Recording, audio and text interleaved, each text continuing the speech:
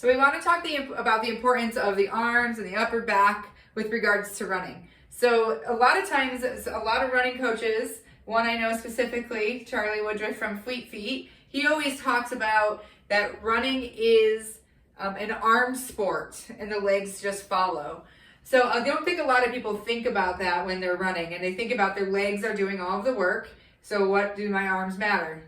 But if you start to think about how your arms drive your movement, you'll start to see that, you know, where your arms are, how strong your arms are, how strong your shoulder blade and your upper back is, really does make an impact for running. So a simple thing I like to look at with runners is their arm swing.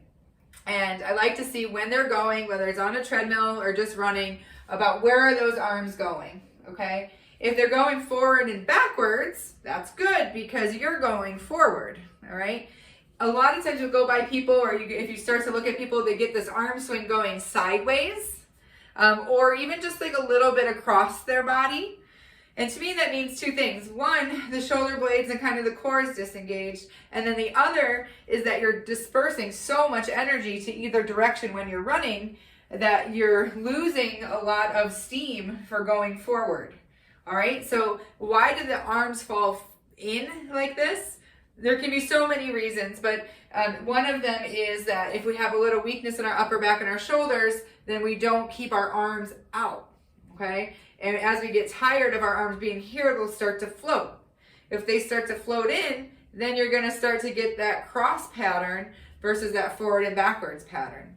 So if you go back in some of our posts and look at some shoulder exercises, you know, anything we can do to open up or get our shoulder blades back and pull and get what we call this posterior chain on us a little bit more awake will help us stay upright and help our shoulders move better and, you know, stronger through our running.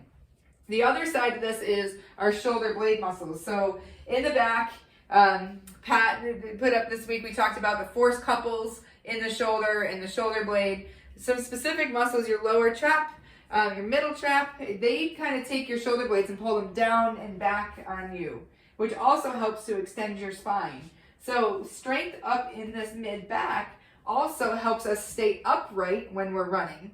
So, you know, we have a little forward lean when we're running, but we don't want to start dumping like this. If we start dumping like this, you can already see we start to scissor through our hips and put a little more stress there. So getting, you know, the shoulder blades a little stronger, those lower traps and your rotator cuff and your deltoids, everything involved in the shoulder will help you keep your arm swing fluid. And when your arm swing is fluid, you're going to go ahead and go forward and conserve a lot of your energy for allow your legs to follow. So if you're not sure where you're at, next time you're out for a run, just take a peek. Where are your arms going?